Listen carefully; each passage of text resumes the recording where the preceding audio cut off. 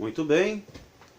Hoje uma pessoa me pediu que fizesse um trabalho, um vídeo, uma gravação sobre como estamos vivendo esse tempo de pandemia, como a igreja vive nesse tempo difícil. Então eu recorri a alguns documentos da igreja e eu trouxe aqui, mais uma vez, o nosso Catecismo da Igreja Católica. E tem um número aqui que vai dizer o seguinte para nós: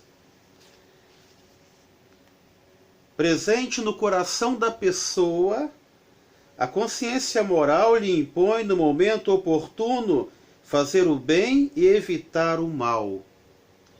Julga, portanto, as escolhas concretas, aproveitando as boas e denunciando as más. Atesta a autoridade da verdade referente ao bem supremo, de quem a pessoa humana recebe a atração e acolhe os mandamentos. Quando escuta a consciência moral, o homem prudente pode ouvir a Deus que fala. Quando é que nós, então, vamos escutar a voz de Deus que nos fala todos os dias? Quando nós ouvirmos a nossa consciência. Dentro de nós existe um saber, existe uma consciência que nos diz no nosso íntimo o que é certo ou o que é errado. Ah, mas o que isso tem a ver com a pandemia? Ora, nós perdemos de algum jeito, de algum modo, o nosso convívio social.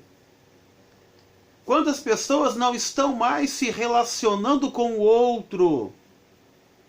Na igreja, por exemplo, quantos domingos de missas ou celebrações, ou batismos, ou quantos casamentos que não foram feitos, quantos sonhos não foram adiados, quanta gente deixou de se ver por um instante, por um momento que já duram aí 3 para 4 meses. Quanta coisa boa que nós, de repente, não podemos mais fazer. Bom, já que eu não posso estar no meio das pessoas de forma automática e obrigatória, eu estou mais recluso. Nós estamos mais isolados e em muitas vezes dentro da nossa própria casa. E se eu estou sozinho, se eu estou mais a sós comigo mesmo, eu preciso ouvir a voz da minha consciência que me diz o que eu preciso fazer para passar por esse tempo difícil. Quando nós ouvimos a voz da nossa consciência, é Deus que nos fala, que nos guia. Deus, de forma alguma, Ele mandou esse mal para a humanidade. Isso não é castigo divino. Eu sei que alguns pensam e recorrem a liturgias do Antigo Testamento quando o povo vivia no tempo da lei e não no tempo da graça. E por isso tudo o que acontecia era entendido como se fosse castigo divino, porque haviam se desviado da lei. Isso foi antes da vinda do Filho de Deus. Eu diria até,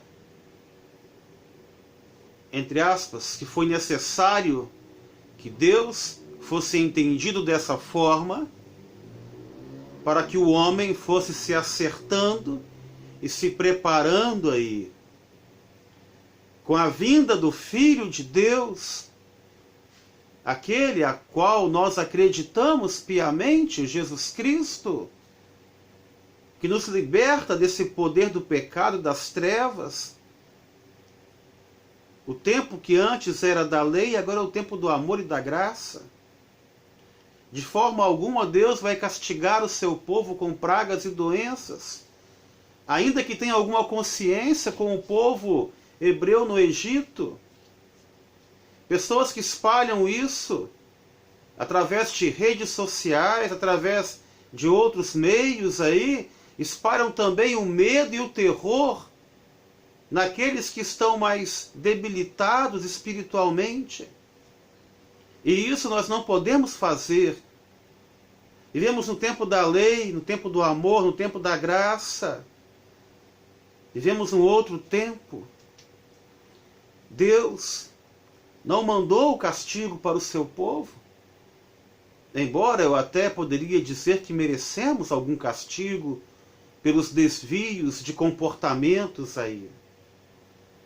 Mas Deus também não está em cima, com as mãos cheias de fios aí, e nós aqui embaixo como se fôssemos marionete dele, não. Nós temos aí liberdade até de escolha se eu quero acreditar nele ou não. Nós temos liberdades aí que muitas vezes se confunde com libertinagem também, quando eu não sei onde é o meu limite. Mas veja bem, caríssimo, nós estamos passando por um tempo difícil, e é exatamente nessa provação que nós precisamos mostrar quem somos de verdade.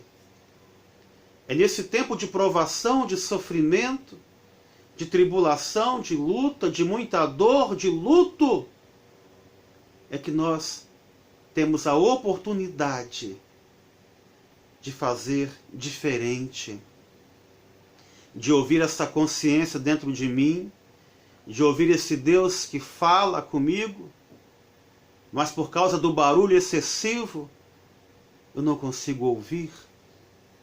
Mas agora não, agora estamos enclausurados, presos em casa. Então nós temos, eu vou dizer, mesmo que de forma obrigatória, mais tempo para nos voltarmos para Deus e também para o próximo. Quantos filhos aí não estão passando tanto tempo em casa como não passavam antes? Quantos pais, quantas mães aí, de repente estão mais perto de seus filhos, porque não tem mais a escola, né? Não tem mais outros afazeres, até tem, mas não pode ir. Então nós temos uma chance, talvez única, de estarmos mais próximos uns dos outros, de sentir esse calor daquele que mora no mesmo teto que eu, ou mesmo daquele que trabalha no ambiente que eu trabalho. E de repente assim eu possa ouvir mais a minha consciência e escolher cada vez mais o caminho do bem, o caminho da moral de Deus.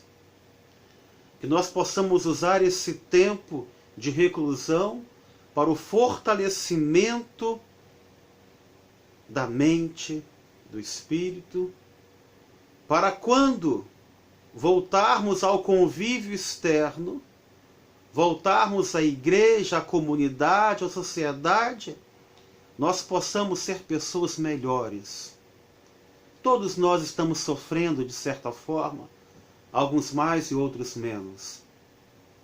Mas tenho certeza que quando tudo isso acabar, nós teremos a chance de sermos pessoas diferentes, pessoas melhores do que fomos um dia. Paz e bem.